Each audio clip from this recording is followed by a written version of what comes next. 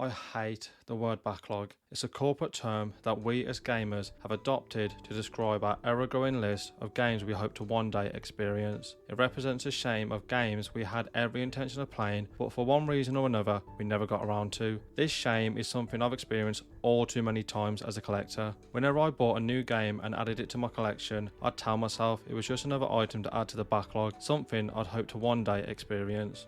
By definition, a backlog is an accumulation of uncompleted work or tasks that need to be dealt with, and honestly, this is exactly how it feels like, work. The word backlog is commonly used in the corporate world, and it just reminds me of working in IT, staring at a Kanban board filled with Jira tickets that need to be cleared. You could replace the Jira titles and descriptions with a game backlog, and honestly, they just look the same.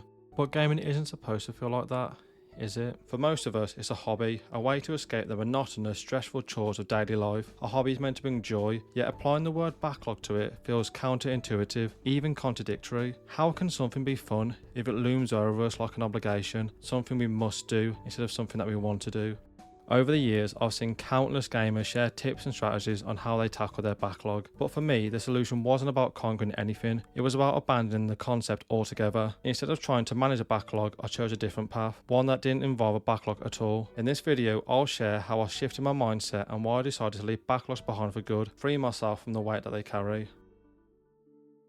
You can never cross the ocean until you have the courage to lose sight of the shore. These words from Christopher Columbus perfectly encapsulate what it feels like to let go of the notion of a backlog. For years, my backlog felt like an unconquerable obstacle, a weight that loomed over me no matter how many games I finished. Each time I rolled credits on one game, another would immediately take its place. Gaming started to feel less like a hobby and more like a chore, a job, where finishing games became just another task to check off. I tried making lists, carefully planning what I'd play next and forcing myself to stick to them, but no matter how strategic I was, the backlog always reared its ugly head. It felt restrictive, and in a world already governed by many rules like stop at a red light, pay your taxes, follow the schedule, it was exhausting to impose yet another set of rules on something that was supposed to bring joy. It wasn't until I abandoned the very idea of a backlog, just as Christopher Columbus suggested, by losing sight of the shore, that I finally rediscovered the simple joy of playing games for fun. Forget about the destination and focus on enjoying the journey. Why rush for your backlog when the task is inherently futile? Instead of trying to overcome the obstacle, simply remove it. The very definition of a backlog implies an endpoint, a finish line, but what happens when you complete your backlog? Does that mean you're done with gaming? Rather than obsessing over reaching the end, let go of the pressure and just enjoy playing the games you love. This shift in mindset, from seeing games as a list of tasks to conquer to embracing it as a world to explore, has been transformative for me. Gaming is not about how many titles you complete, it's about the quality of the experiences you have along the way. Some games will resonate deeply within you, leaving a lasting impression, while others might not hit the mark, and that's okay. Every game doesn't have to be a masterpiece, nor does every playthrough have to end with the credits rolling. Removing these restrictions has allowed me to truly enjoy playing games in my collection. Other than taking a quick glance at upcoming releases that catch my interest, I no longer meticulously plan out what I'll play in the weeks coming up. Instead, I focus on immersing myself in whatever game or games I feel like experiencing at that moment in time. Sometimes I'll walk around my games room, pick up a game and dive in. If I enjoy it, I stick with it. If I don't, I drop it without hesitation. It's as simple as that. Trying to optimize a hobby, something meant to bring joy, is counterproductive. Hobbies are meant to be a source of relaxation and enjoyment, not something to be turned into another task or goal to complete. When you start strategizing and over-analyzing how to approach your leisure time, you risk sucking the fun out of it entirely. Gaming at its core is about immersing yourself in new worlds, experiencing stories and having fun, not about ticking off a checklist or maximizing efficiency. But part of this freedom comes from redefining how you approach playing games, and more importantly, what it means to finish a game. Let's talk about that. Removing the burden of a backlog wasn't the only thing that made gaming more enjoyable for me. It also required a shift in how I approached playing through games. When I was still stuck in the mindset of conquering my backlog, I followed two rigid rules. 1. If I didn't enjoy a game, I would drop it immediately. 2. If I did enjoy it, I'd commit to finishing the main narrative and, if I had time, dive into some of the side content. On the surface, this seems like a reasonable approach, but over time it started to feel just as restrictive as the backlog itself. It imposed unnecessary rules on a hobby that's supposed to be about fun and escapism. Gaming for me has always been about immersing myself in new worlds and enjoying the experience, not completing an arbitrary checklist of tasks. By redefining what it means to finish a game, I've been able to rediscover the joy that drew me into gaming in the first place.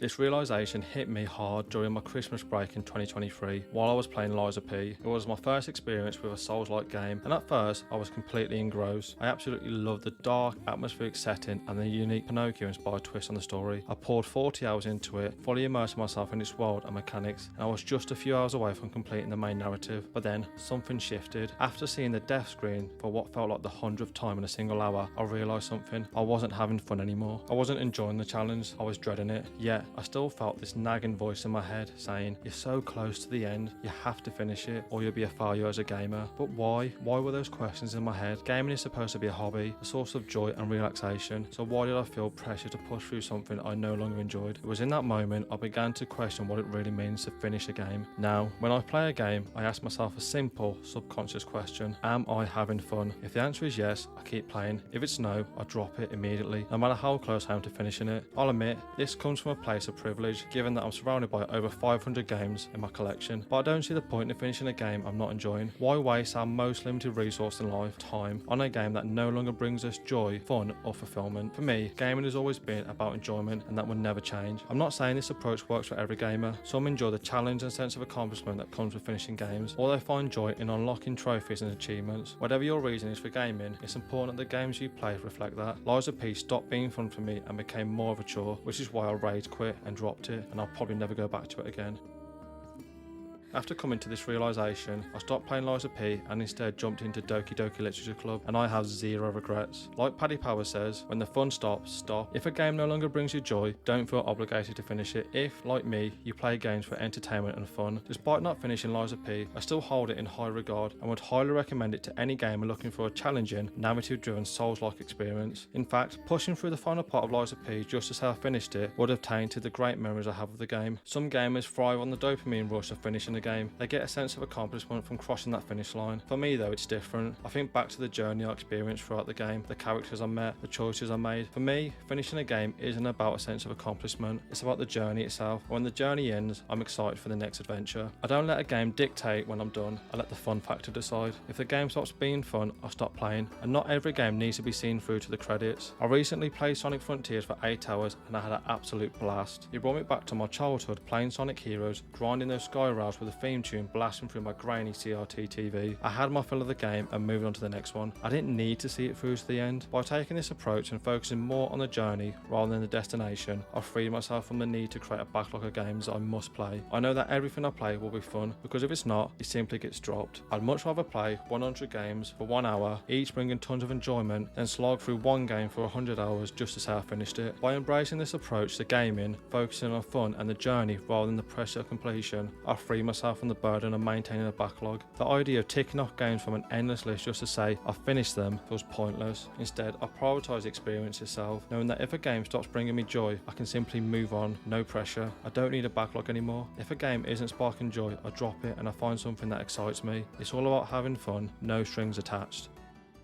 Variety is the spice of life. It's a saying that perfectly captures the importance of mixing things up in all areas of life. When it comes to gaming, this principle is something I fully embrace. Playing through multiple games at once provides a refreshing change of pace. I found that having variety in my gaming experiences keeps things exciting, preventing burnout and keeping me engaged. When I embarked on the path of conquering my backlog, I stuck to playing one game at a time, convinced that it was the right way to approach gaming. I thought it was the most efficient way to finish games, avoiding distractions or interruptions. But eventually, I realised that focusing solely on one game for weeks on end led to fatigue. I'd fall into a monotonous routine and gaming started to feel more like a chore than a hobby. The excitement that once made a game feel fresh began to fade, and it turned into just another task that I had to check off. That's when I decided to change my approach and to fully embrace a little more freedom. Now I play multiple games simultaneously, switch between them based on my mood and what I'm in the mood to experience. One day I might dive into an action-packed JRPG, while the next day I'll unwind with a laid-back visual novel with little to no gameplay. The beauty of playing multiple games at once is that it keeps my gaming experience dynamic and interesting. By mixing it up, I avoid falling into the monotony that comes with focusing too long on a single game. I also allow myself to take breaks from certain games for weeks or even months at a time. When the urge to return strikes, I do. And as I mentioned in my previous section, if that urge never comes back, it's a sign that that game didn't provide enough entertainment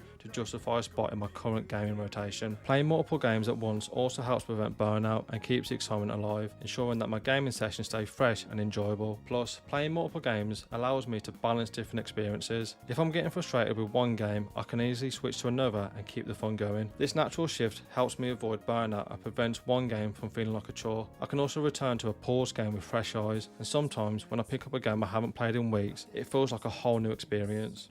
So, when it comes to my gaming routine, variety isn't just a luxury, it's a necessity. It keeps the experience exciting, prevents burnout, and allows me to enjoy different genres and styles without feeling stuck in a monotonous cycle. By embracing the freedom to jump between games based on my mood, I ensure that gaming stays fun, fulfilling, and most importantly, something I always look forward to. It's not just about playing games, it's about enjoying the journey, exploring new worlds, and keeping the passion alive.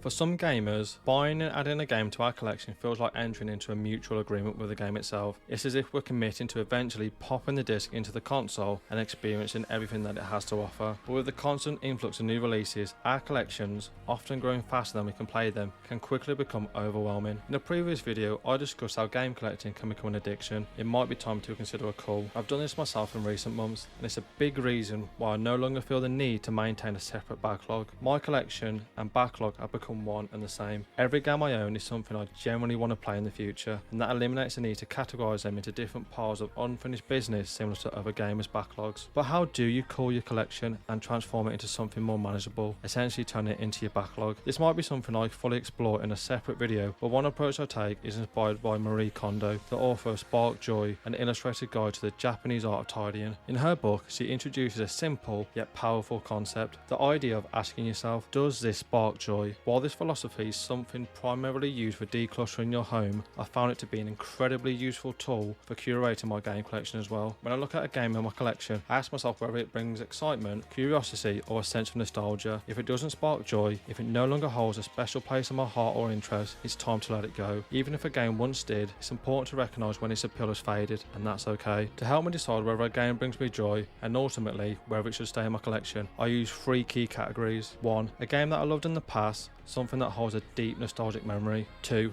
A game I've learned to love, a title I've recently played and want to keep it as a physical representation of my experiences with it. And finally 3. A game I'd love to play in the future, something I haven't gotten around to yet but plan to enjoy down the road. If a game doesn't fit into one of these 3 categories, it doesn't belong in my curated collection. This method keeps my collection focused on the titles that truly matter to me, ensuring that everything I own sparks joy in one way or another. However, this process is ever evolving. A game that once fitted into one of these categories might not hold the same appeal in the future, and that's okay. This is why I regularly perform a joy check, ensuring my collection stays in line with my current gaming preferences and desires. Now, this process isn't about getting rid of everything, it's about focusing on what truly matters to you as a gamer and a collector. It's about preserving the games that align with your current interests and passions, while letting go of those that no longer fit the experiences you want to have. By adopting this mindset, my collection has become a curated selection of titles I genuinely want to play, not just a pile of games I feel obligated to conquer and play. This approach allows me to fully embrace the freedom of playing whatever I like whenever, without the weight of a daunting, guilt-laden backlog hanging over my head. Curating your collection this way frees you from the burden of excess and ensures that the games you keep still excite you, keeping your hobby centered on fun and enjoyment.